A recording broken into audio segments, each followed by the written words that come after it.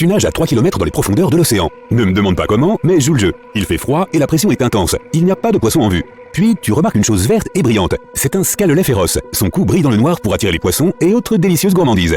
Ce requin n'a l'air de rien, il est petit, à peu près de la taille d'un chat. Il a la peau brune et de grands yeux verts. Mais les apparences peuvent être trompeuses. Chaque nuit, cette créature remonte à la surface et s'attaque aux grands requins blancs, aux baleines et même aux espadons. Si tu regardes attentivement, tu verras sa bouche ronde avec un tas de dents pointues. Ses dents ne font pas que mordre, mais elles fonctionnent un peu comme une scie. Ce requin est appelé scalet féroce, cookie cutter shark en anglais, parce que lorsqu'il voit quelque chose de délicieux, il se serre et sa morsure a une forme de cookie. Ces requins sont même connus pour désamorcer les sous-marins. On se demande quelle saveur ils ont. Notre prochain requin est à peu près de la longueur d'une voiture. Seule une centaine de ces requins ont été repérés, mais si jamais tu en croisais un, tu ne l'oublierais jamais. Il a une grande bouche, une énorme bouche, une méga bouche, comme la mienne. C'est le requin grande gueule. Tu pourrais facilement tenir dedans si tu te mettais en boule, mais ils ne sont pas dangereux, du moins pas pour les humains. Ils se nourrissent en nageant avec la bouche ouverte, filtrant le plancton et les autres produits sous-marins.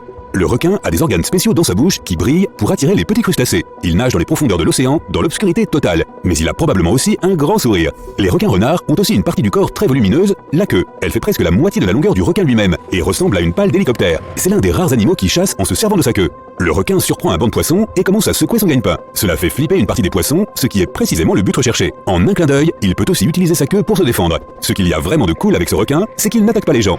Le requin ange, bien qu'il existe plusieurs types de requins anges, ce sont plus des requins que des anges. Ils sont plats comme des raies-pastenagues et leur peau est couverte de motifs qui les aident à se fondre dans le fond marin.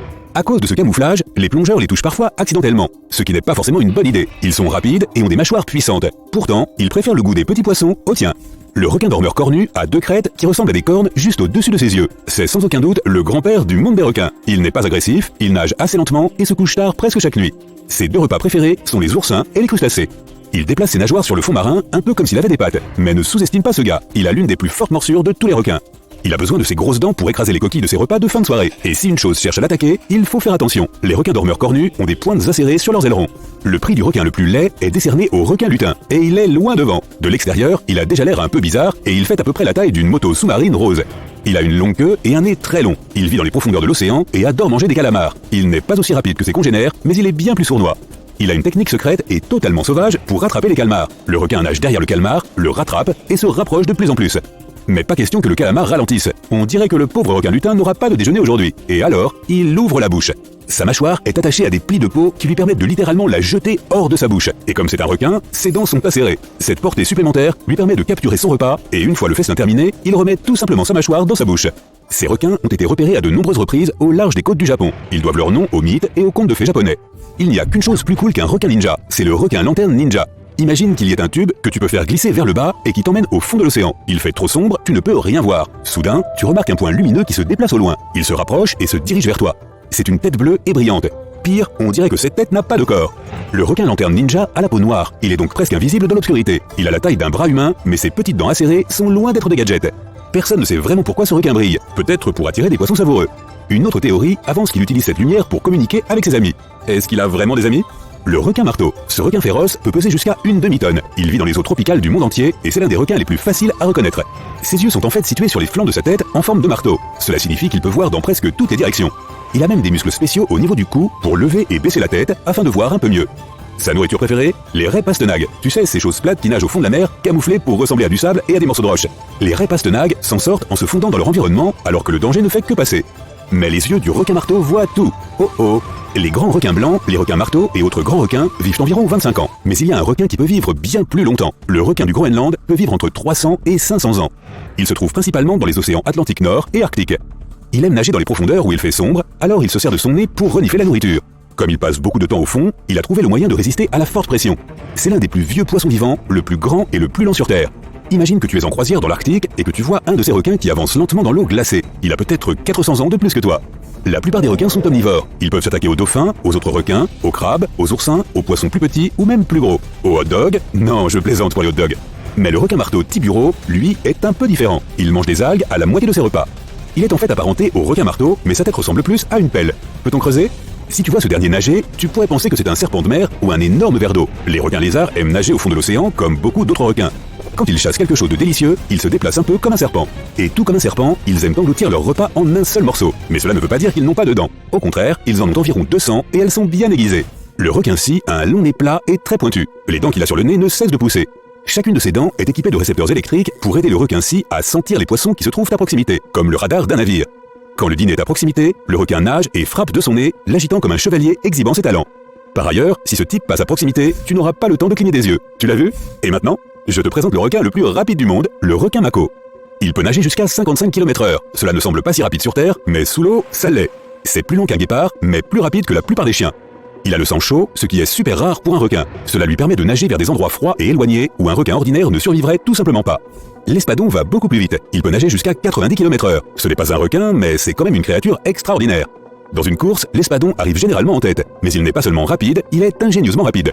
Il a une glande à côté de son nez qui pompe une huile spéciale. Cette huile se répand par le nez et ressort par de minuscules trous. Cette huile spéciale est imperméable, ce qui permet à l'espadon de glisser dans l'eau à grande vitesse. Tu veux faire un high five à une créature marine? Eh bien, lève ta nageoire, ou plutôt ta main, pour le poisson à main rouge de Tasmanie. Ce poisson ne nage pas, il marche. Il utilise ses mains en forme de nageoire pour se promener sur le fond de l'océan, et il est très souvent dérangé par les nageurs et les bateaux. Certaines personnes veulent même les rapporter comme animaux de compagnie, mais il vaut mieux leur faire un simple signe de la main et continuer à nager.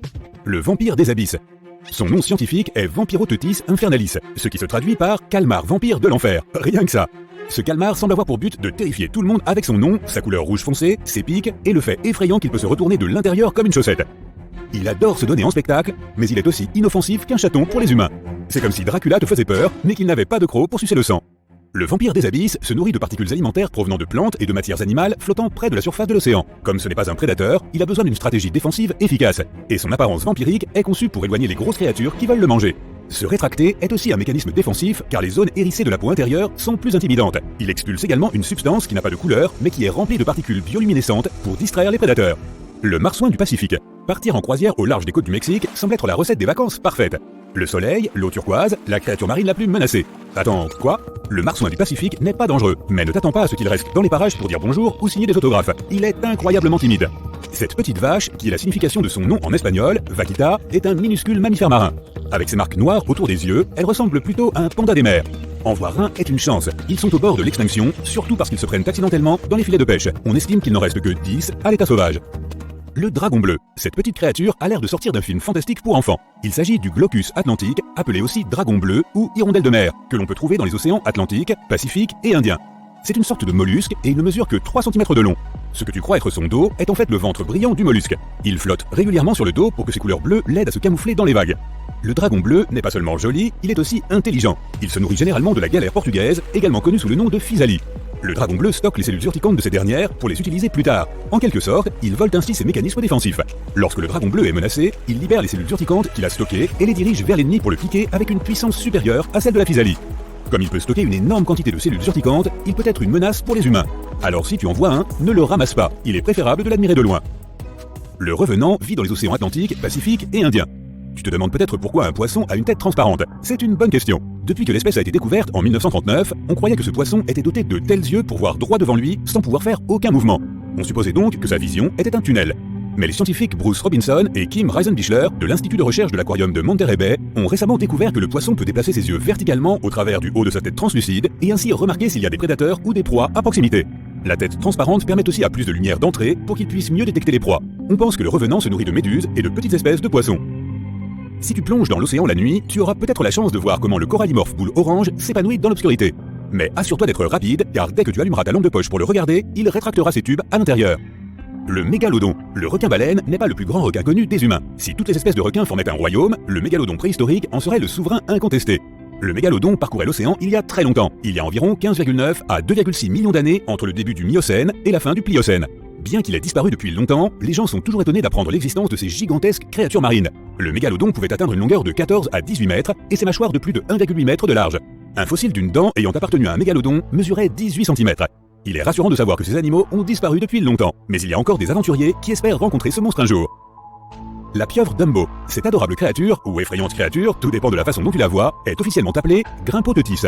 Plus simplement, on l'appelle la pieuvre Dumbo, du nom du personnage de Disney. Bien que Dumbo, l'éléphant, pas la pieuvre, ait été moqué pour ses grandes oreilles, il est très peu probable que cette pieuvre soit moquée par ses voisins aquatiques. Ce sont les pieuvres les plus profondes, qui vivent dans les profondeurs les plus abyssales de la mer, et tu sais à quel point cet endroit est effrayant. Elles ne mesurent qu'environ 20 cm et passent leur journée à déambuler juste au-dessus du fond en mangeant des escargots, des vers et d'autres aliments qu'elles trouvent dans le courant ou dans les grands fonds. Il existe près de 17 espèces de pieuvres Dumbo et elles ont toutes des différences de taille, de couleur et de parties du corps. Si tu ne te lasses pas des animaux étranges, tu seras heureux d'apprendre que les profondeurs de la mer ont à peine été explorées par les humains. Alors garde l'œil ouvert. D'autres animaux fascinants des profondeurs seront certainement découverts à l'avenir. L'ange de mer. Ces créatures marines ont l'air plutôt mignonnes, mais leur régime alimentaire, lui, ne l'est pas. Leur nourriture préférée sont les papillons de mer. Ils leur tendent des pièges à mucus et les attendent pour les prendre en embuscade. La crevette anémone squat. Cette crevette est minuscule, elle ne mesure que 1,3 cm de long. Elle est aussi connue sous le nom de crevette danseuse à cause de son comportement particulier. Lorsqu'elle est agitée, elle soulève son derrière au-dessus de sa tête et fait une petite danse. Les plongeurs disent aussi qu'elle saute volontiers sur leurs mains et les nettoie. Le crabe de cocotier. Ce crustacé peut sembler assez effrayant, surtout lorsque le soleil se couche. Les crabes de cocotier adultes mesurent environ 90 cm de long. Ils ressemblent à des bernards l'ermite qu'on aurait laissé grandir. Leur nourriture préférée est la noix de coco, mais ils peuvent aussi chasser des lézards et même de grands oiseaux. L'avocette ruban. L'avocette ruban est une créature mince et longue qui reste un mystère pour les scientifiques marins. Elle mesure 122 cm de long et possède au moins 750 os dans sa colonne vertébrale, ce qui est beaucoup plus que n'importe quel autre animal dans le monde. La plume de mer. La plume de mer mesure 2,2 mètres de long et il en existe de nombreuses variétés, mais la plupart d'entre elles ressemblent effectivement à un stylo ou à une plume. La ressemblance est encore plus frappante lorsque l'animal a son bulbe rempli d'eau qu'il ancre au sol. Le ver tapis persan. Cette créature ressemble effectivement à un tapis, bien qu'elle soit très petite en comparaison, ne mesurant que 10 cm de long. Capable de devenir à la fois mâle et femelle, il ne s'accouple pas vraiment avec les autres vers. Il se bat plutôt avec eux pour porter la progéniture. L'escargot de langue de flamand. Les touristes aiment ces escargots extraordinaires pour leur jolie couleur, pensant qu'il s'agit d'un coquillage. Mais en réalité, le coquillage est assez terne et caché sous des tissus mous colorés. Ces escargots mangent les parties molles et toxiques des coraux et stockent leurs toxines pour se protéger. La majeure partie de l'océan est encore entourée de mystères, qu'il s'agisse de coins sombres ou de créatures qui se cachent dans les abysses. Mais parfois, il nous donne un aperçu des choses effrayantes qu'il abrite dans ses profondeurs froides et obscures. Par exemple, lorsque tu entends aux nouvelles que des créatures des profondeurs se sont échouées sur le rivage après la dernière tempête, certaines ont juste l'air bizarres, tandis que d'autres sont de véritables monstres d'épouvante qui vivent à plus de 1000 mètres de profondeur. Les parties les plus froides et les plus profondes de l'océan ont engendré un phénomène spécifique que l'on nomme gigantisme. Ainsi, les araignées de mer, les calmars, les vers et de nombreux autres animaux, principalement des invertébrés, c'est-à-dire des créatures dépourvues de colonne vertébrale, sont tous beaucoup plus gros et effrayants que les versions que nous observons dans les zones moins profondes. Dans les profondeurs du Pacifique, on peut trouver une éponge de mer aussi grande qu'un monospace, ou encore le Mesonychototis hamilton ou calmar colossal, qui vit dans les eaux subantarctiques et qui est près de 14 fois plus long que l'encornet minami ou Nototodarus sloani, un type de calmar qui vit principalement au large de la Nouvelle-Zélande. Les chercheurs ont trouvé quantité de ces monstres sous-marins dans la zone abyssale de l'océan, entre 4000 et 6000 mètres de profondeur. En 2021, les chercheurs sont parvenus à ramener des images de la méduse fantôme géante. Elle se trouvait à une profondeur de 1000 mètres et ses tentacules s'étendaient sur 10 mètres de long. Je n'aimerais pas tomber là-dessus à la plage. Elle ne se nourrit probablement que de petits poissons et de plancton. Mais elle peut nager jusqu'à des profondeurs de plus de 6500 mètres. Et là-bas, cette méduse géante ne trouve pas assez de nourriture. Comment survit-elle alors? Les scientifiques n'ont pas encore trouvé la réponse à cette question. Et il y a encore davantage d'interrogations au sujet du calmar géant, le plus grand membre de son espèce jamais découvert. Ce monstre mesure 13 mètres de long et pèse près d'une tonne. Imagine que ses tentacules se saisissent de ta voiture ou de tout objet de ce genre. Il l'écraserait comme s'il s'agissait d'un jouet. Il n'y a pas la moindre lumière dans les abysses, car les rayons du soleil ne peuvent pas pénétrer aussi profondément. Il ne s'y trouve donc pas d'algues, ni de plantes sous-marines. La faune locale se nourrit donc principalement de neige. La neige marine n'est pas comme celle que l'on utilise pour faire des bonshommes de neige. Il s'agit de tous les petits débris ou détritus qui pleuvent de la surface de l'océan. Peut-être même des restes que les prédateurs n'ont pas pu terminer là-haut. Ce n'est donc pas grand-chose. Mais apparemment, cela suffit aux créatures qui se cachent dans les profondeurs, comme les calmars géants. Les calmars qui vivent en général à de telles profondeurs ne se donnent pas la peine d'aller chercher leur proie. Ils attendent simplement que le pauvre animal nage jusqu'à leurs longs tentacules et tombe dans le panneau. Ce n'est peut-être pas la technique la plus efficace, car peu d'animaux se risquent à nager dans ces zones sombres et froides. Mais cette méthode permet d'économiser de l'énergie. Un calmar géant n'ingère qu'environ 30 grammes de poisson par jour, ce qui représente environ 45 calories. C'est près de 50 fois moins de calories que ce qu'une personne moyenne devrait consommer par jour.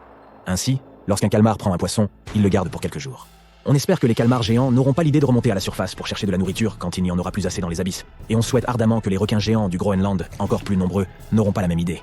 On les trouve à des profondeurs allant jusqu'à 2200 mètres. Ils nagent 3 fois plus lentement que nous ne nous déplaçons à pied, soit une vitesse d'1,2 km par heure. Cette lenteur fait partie du mécanisme d'économie d'énergie dont les créatures des profondeurs ont besoin pour survivre. Mais ces requins peuvent effectuer de courtes pointes de vitesse lorsqu'ils cherchent à attraper une proie. Toutefois, ils ont en quelque sorte changé de régime alimentaire, passant de prédateurs à charognards, compte tenu de leur environnement, car il y aura toujours plus de restes tombant de la surface que d'animaux à chasser. Les requins du Groenland ne grandissent que d'1 centimètre par an, et un individu moyen mesure en général 6,5 mètres de long, ce qui signifie qu'ils vivent extrêmement longtemps, parfois jusqu'à 400 ans. Ils ont également un métabolisme très lent, ce qui est l'un des principaux facteurs de leur longévité. Les requins du Groenland aiment passer du temps dans les eaux froides.